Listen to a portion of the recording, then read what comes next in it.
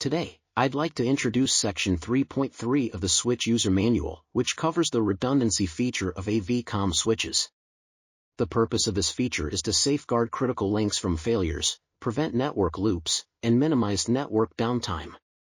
First, let's proceed with the introduction of the ERPS, Ethernet Ring Protection Switching, settings within the redundancy feature. Power up and log into the web management interface of the switch. After logging in, click on the redundancy option on the left. Select ERPS settings under the ERPS settings drop-down option. On this page, we create and manage the ERPS policies. Add ERPS instance allows us to map a VLAN to an instance. Before the instance, you should first create a VLAN and assign member ports. Please refer to the VLAN configuration video for details. ERPS instance setting allows us to modify or remove mapped instances, or view added instances. Add ERPS ring is the ring ID used to create a protection group. Here, please fill in an integer between 0 and 31. Under ERPS ring setting we can set the ring network group in detail. The version indicates the protocol version number of the ERPS.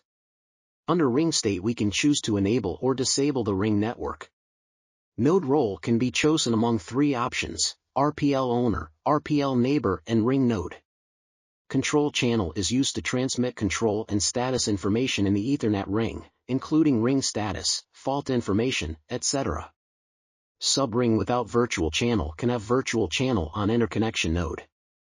Ring port 0 and ring port 1 are used to configure the ports of virtual channels. Please see the user manual for details. At RPL port, we can select ring port 0 or ring port 1 as RPL block.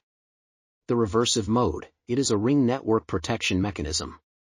When a failure occurs, the switch will switch the data traffic from the failed node or link to the normal link by configuring a failback mechanism, timer, etc. The manual switch, if there is no fault or error, the manual switch command will force blocking on the ring port that issue the command. The force switch, this command indicates a forced switching operation, compelling a block on the ring port where the command is issued. Select 0 or 1 to specify whether it applies to ring port 0 or ring port 1. The ERPS timer settings represent timer configurations that come into play in the event of a fault in the ring network. They facilitate timely ring switching, ensuring network stability. The guard timer is employed to prevent a ring node from receiving RAPS messages beyond the specified time.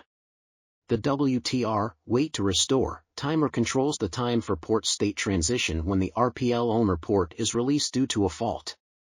If the fault recovery is slow, the WTR timer manages the duration before the port state transitions. After you are done creating the ERPS, click the ERPS status under the ERPS settings drop-down. On this interface, you can inspect ERPS status, timer statuses, and other statistical information. The ERPS status displays node status, link status, and more. For details, please refer to the charts in the accompanying video. The timer status indicates the status of timers, displaying settings such as wait to restore timer, WTR timer, and master/backup switching timer. For details, please refer to the charts in the accompanying video.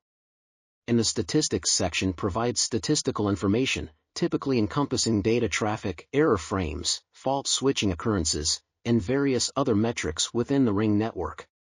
Also, for details, please refer to the charts in the accompanying video. Thanks for watching.